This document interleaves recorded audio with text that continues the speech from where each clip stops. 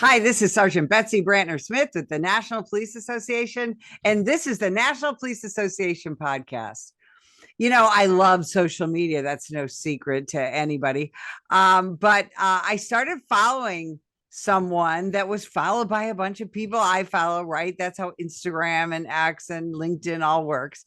And so once I reached out to her, she reached back. And I love that. I started looking at what she does, and I realized very quickly that you needed to meet her as well.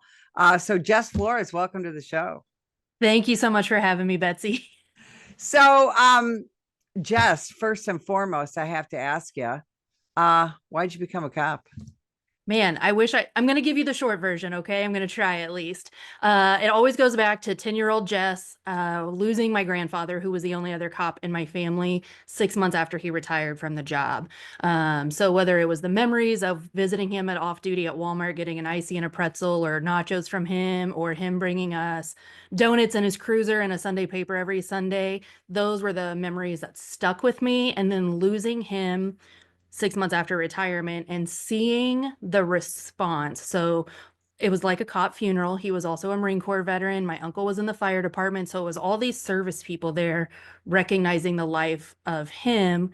And I, in my 10-year-old little brain, thought, wow, he must have been something really cool. Like, this is what it must be to be part of something bigger than yourself, even though at 10 years old, I didn't know those words or like how to say that until I became a cop. And I became a cop over the years watching court TV. I feel like I feel so goofy when I say it, but I lived on it. I loved CSI. I wanted to be a detective and be a voice for the victims. That is what I saw lacking in all of these things that I was watching on TV, was somebody really needed to step up and be that person for these victims who couldn't or wouldn't speak for themselves. And so that was the driving force. And 21-year-old little Jess finally got to do that.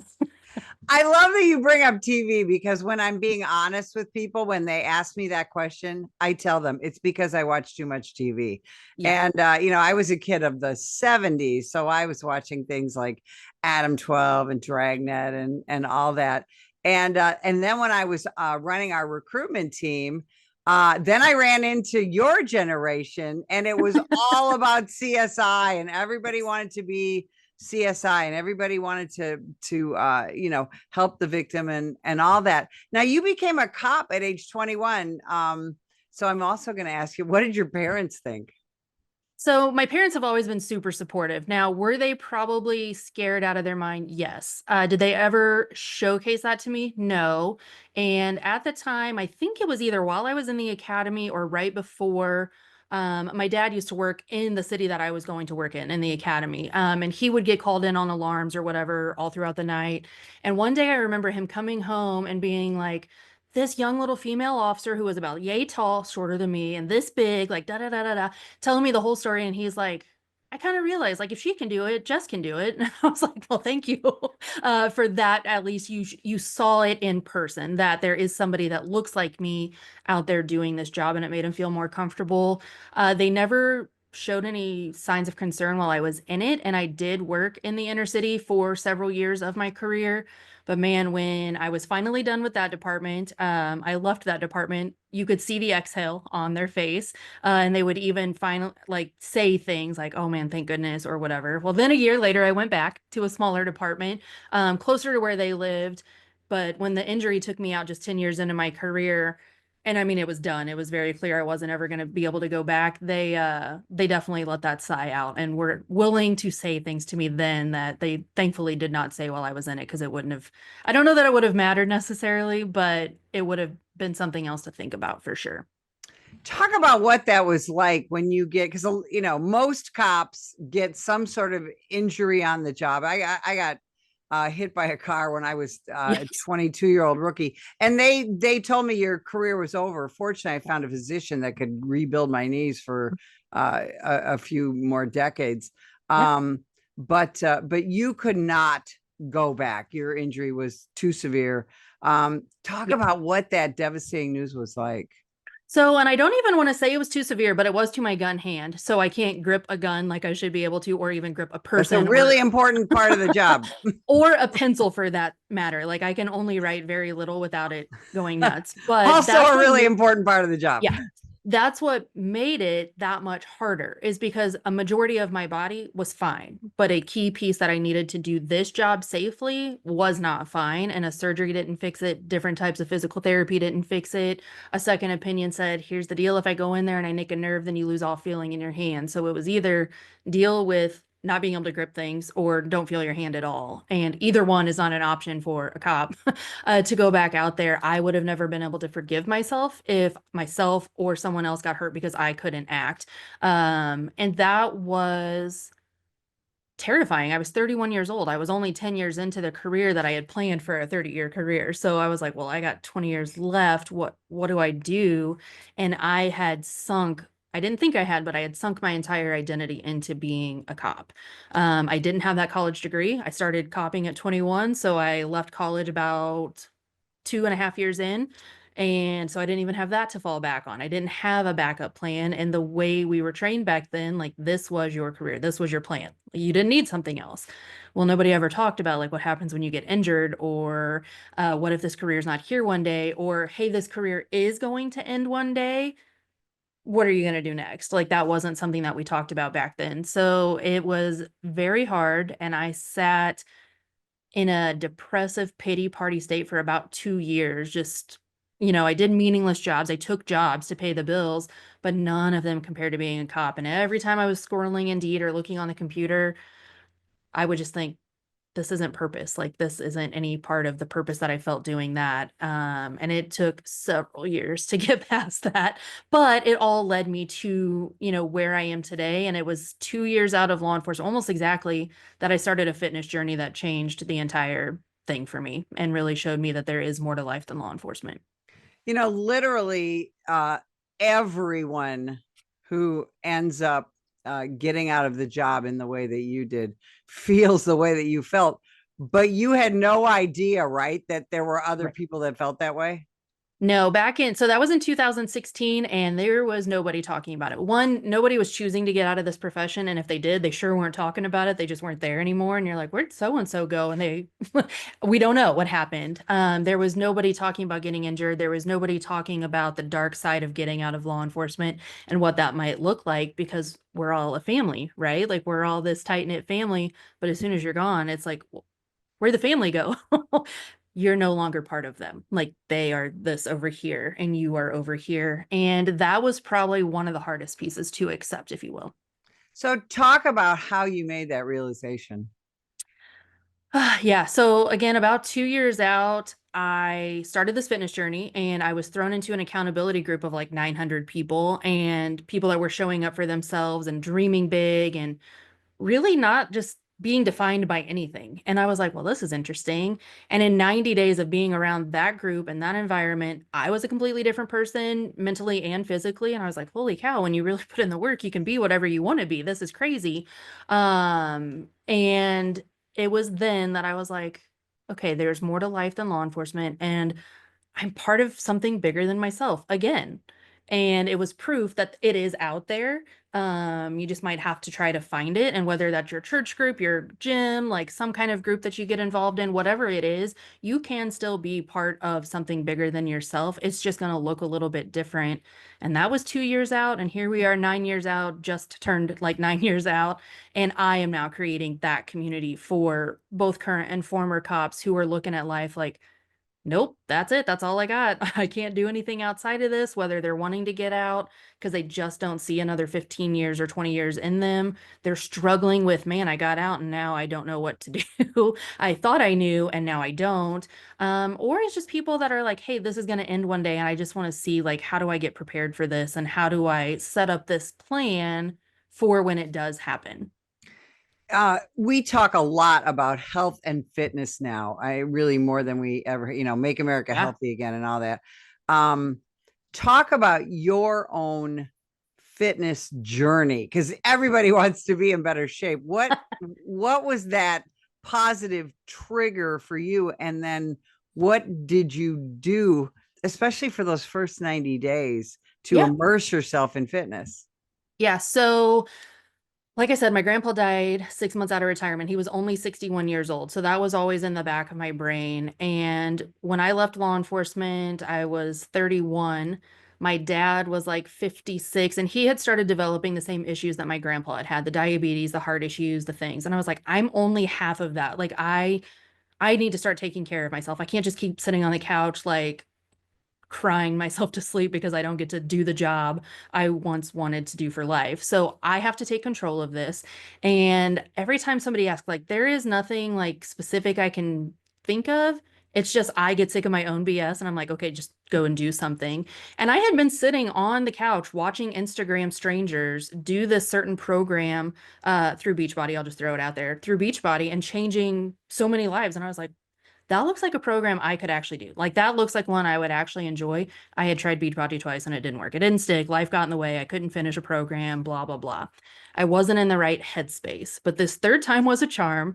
This program was incredible. They had turned it digital where you just log onto their website or their app and you've got access to all the programs. So I joined this group, again, submersed into this 900 plus person community. And there's about 25 or so that showed up regularly every day. And these were women who had every excuse in the world to not show up. They had just had a baby. They had like 3 kids at home. They had 5 kids at home. They had a boot on their ankle because they broke a foot or something like that. And they were still showing up doing what they could. They were using their kid as a weight or like whatever they needed to do to get through this program. And what was super helpful about the program was having those who were already done with the program, maybe doing round 2. Those were a little bit ahead of me. Those who started with me, we were the tight knit group of like encouraging each other to keep going. And then as we got a little further ahead, the new people coming in and like, I don't know if I can do this, we got to pull them forward. We got to help them come forward. And it was that aspect. One, supportive women. I didn't get that on the police department. So that was a new like environment to be a part of. But then just to have that, okay, they're showing me the way and I'm getting to help these like show the way. And I was like, okay, this is something I can do. And man, in 90 days, I looked in the mirror and again, my body had physically changed because I put in the work every day and it was every day work. But my mind and losing the perfectionist all or nothing mindset that so many of us have, it holds us back. I went into the program for the first time ever thinking, okay, there's 80 workouts. I'm going to assume with my birthday, my husband's birthday, like I'm not going to do 10 of these days, like perfectly. Like I might skip a day and have to make it up or whatever. So I went into it with the mindset I'm not going to be perfect. And that changed the game. I didn't look ahead to see what terrible workout was coming next. So I couldn't psych myself out. I just leaned into it when I was there. I learned that so whatever they're doing on the screen in that complex move, I might not be able to do because of my wrist, but I can do something like it, something that's working the same body parts. I couldn't even use weights for gosh sake because of my wrist, and they were all using X number of weights. So it was those little lessons and then listening to the trainer every day, as much as she annoyed me with her positivity, it was really sinking in and really helping me learn lessons that I needed to unlearn from the job. How did you take all that whole revelation, that personal revelation, and translate it to what you're doing now? You know, where you're online and you're inspiring others. How did that happen? It took several years. So part of the program was to post your sweaty selfie when you were done with your workout as accountability. And that was necessarily like in our accountability group, but as added accountability, because I was so tired of giving up on myself, I was like, I'm going to start an Instagram page. And so if you go to Instagram and you go to my personal page, the Jess Flores, you can scroll back to February of 18 and you will see every day of me posting like what I was doing, and it's obnoxious. But back then, I was hiding behind Snapchat filters. I was using graphics or quotes from other people. And as the years went on, and as I started shedding layers of who I was as a cop and becoming Jess Flores, well, Reed at the time, but learning who I was, you start to see the transition. And there's been several pivots on there. You can see each and every one of them where I started finding my own voice and I started being able to share more of my story. And then that was reaching, the people who I was supposed to reach in this world. And that was another realization of like, I'm not for everybody. Everybody's not for me. I'm only here to inspire those who need to be inspired by me. I love being the role model expert, if you will, and taking people along the ride with me. Like, I don't need to be the one that's like, oh, look at this, look what I did. This is what I'm doing. You can come with me through this. And now it's gotten to a point where it's like, okay, well, I did all that. Go back and find that. This is where I'm at today. And this is how I can help you because I did all of that. So being the resource today for cops, man, that was 6 years out of law enforcement that even became an idea. But I had those 4 years almost of preparing for that, of inspiring different people and just feeling like something was missing. I couldn't tie the message in my heart to the products I was a part of. So whether it was Beachbody or the skincare and makeup I was selling, I wasn't reaching who I wanted to reach. I knew there was more. And one day I was at lunch with a client from an old job I had, and she talked about a CEO transition coach. And it was like a light bulb. I was like, oh my God, I can help ex-cops. Like, I can help cops transition out of this field because I had nobody, and I can now be that person I needed. And then it's just really taken off from there, to be quite honest. So when I retired, and I wrote a couple of articles, online articles for that, there was no yeah, this was 15 years ago. There really was no preparation other than No. money. You had to make sure that you were going to get your pension and Right. your investments Right. and this and that. And I remember I retired on a Friday and went on the road on a Monday because I was a full-time police trainer. But there came a point after a while where I literally walked into the bedroom one morning and I stood there staring at my husband. And I said, I don't have anything to do today. And I didn't know what to do with that. Is that what you hear from retired cops? Yes, and it's an abrupt slowdown. So whether they're retired, they're choosing to leave, or they got forced out for whatever reason, the abrupt slowdown, which is why the things I do now is always prepare today for what could happen tomorrow, because you don't know. We don't know when the end of our career is going to be. But if you can have a way to have like a deceleration or an off ramp period, that's ideal. You've got to either get yourself into a unit that is not patrol, that is far slower, far less stressful, before you're going into whatever this next thing is, but thinking ahead to what environment do I even think I want to work in? Or better yet, because that's so broad, what environments do I absolutely not want to work in later? That helps you know immediately, like, okay, I don't have to prepare for that. But this is going to be a change of pace, and it's something I have to get used to. And I mean, one of the hardest things for me was we can handle stress, obviously, as cops. Going into an office setting and people are mad about the fridge did this, or you did this with the food in the fridge, or like, oh my gosh, this caseload is so huge. I'm like, nobody is dying. Like, we are good. We are gonna be fine. And sometimes my face didn't necessarily hide, like, are you kidding me right now? With what people were stressed about. But in their world, that was very stressful for them. And we have to understand, yes, we have a different ability to handle stress, but not everybody does. And maybe we can help them work through those things, give them tips on like how to better manage stress and not kill themselves about an office job, or like, drive yourself to a heart attack before that's just crazy. What did you see? You were doing this during and after 2020, Mm. during and after the pandemic and the death of George Floyd and all that. What kind of changes did you see in the retirement or the leaving aspect of our profession? So the idea for Next Shift actually came like March of 22, and it wasn't until January of 23 I really started talking about it. But I am blown away by the number of cops mid-career that are choosing to leave this field. It's not necessarily the retirees, but I will tell you the retirees are definitely like, man, since 2020, I'm just over it. I am just done. Like, things have shifted so much. It's been so politicized that they just have no more tolerance for it. And I mean, after you've served 20, 25, 30, and sometimes even 35 years, I get it. But you've also been through a ton of these different circumstances. And I can't speak to what those other changes were like because I didn't live through them. I was even on the outside when 2020 happened, and it was horrific to watch, like my brothers and sisters out there and what they were dealing with, and like, what is happening right now? And to see what's happened since then, like, I often look up to the sky now. I'm like, thanks God. Like, clearly you were looking out for me, and I can now finally appreciate that I was taken out early, but at the time it didn't feel like that. But yeah, the number of people choosing to leave, and it's never the job. It is never the job itself. It is the department, BS that comes with this job. The feeling of lack of support from their own department, from the federal level, from all levels, is what is the main culprit. But also, we're seeing mental health finally be talked about for the first, like seriously talked about for the first time that I've ever seen. And people are taking it seriously. People are taking their mental health and like what the quality of their life after this job is going to look like. And they're also taking their family more seriously, which is very encouraging. Because that's a shift in priority that most of us are not prepared for. We don't have children, so that was never part of our policing world, or anything we had to adapt to. But it's a shift in priorities, and anybody that doesn't think so is completely wrong. And it's okay. We were never told it's okay to have a shift in priority.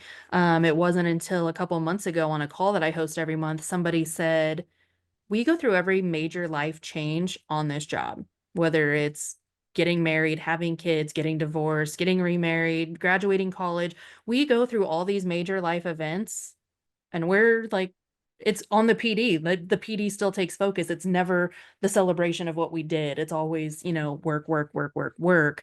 And we don't take the time to celebrate or even acknowledge those other things that we have going on. So talk about how you started the podcast and what people can look forward to with that. Yeah, so the Next Shift podcast started in June of 23. I had been sharing my story on social media. That's where you found me forever. And then, I think it was March of 23, I thought, man, I've talked to so many people and met so many people.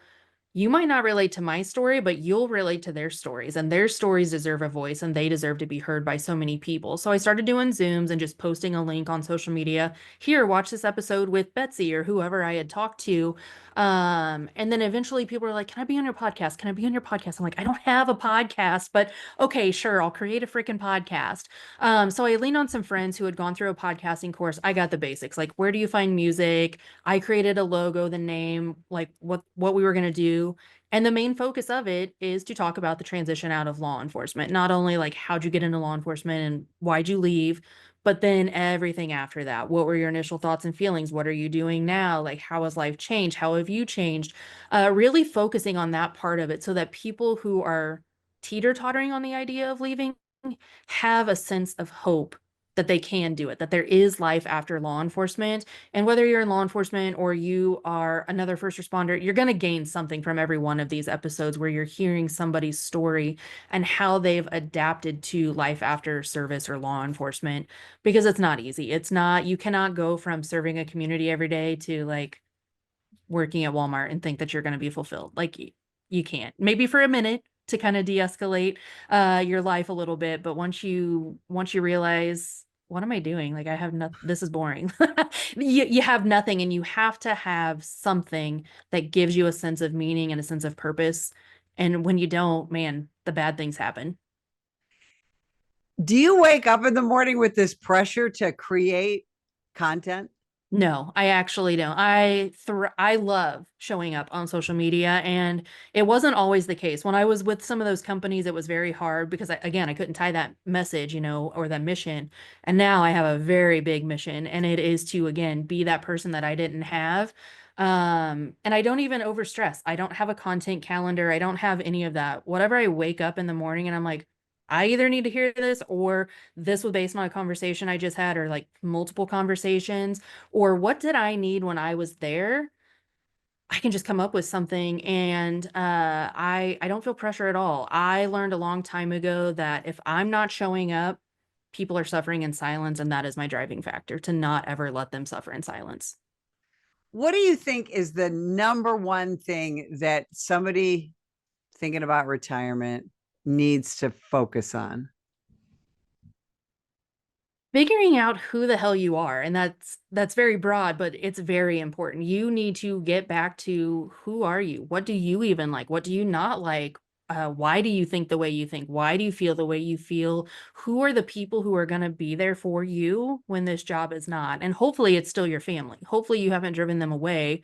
But what do you want that life to look like? This is your chance. You spent a whole career serving other people. This is your chance to serve yourself and your family. So what do you want it to look like?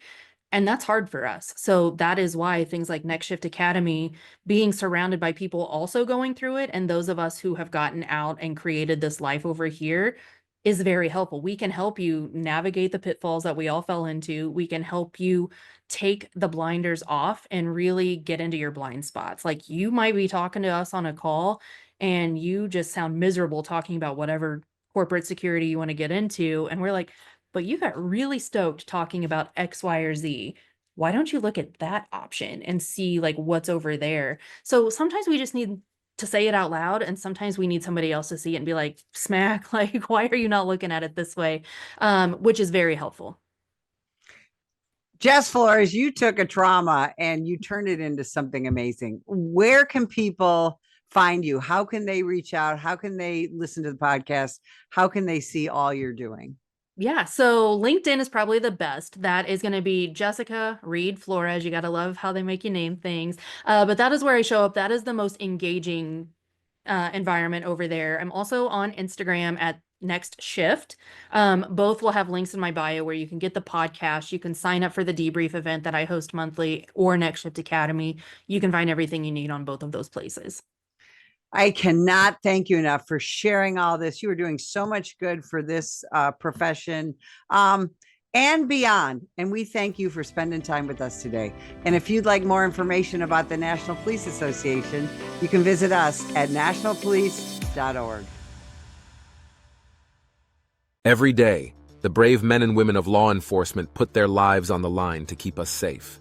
But they need our help to continue their mission. Activist politicians, progressive prosecutors, the ACLU, and the rest of the anti-police forces receive millions in donations from extremist pro-criminal elements like George Soros and woke corporations.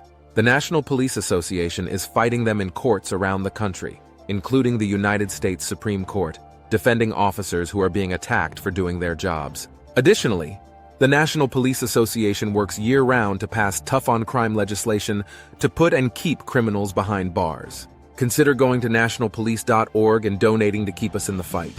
Together we can win. That is nationalpolice.org.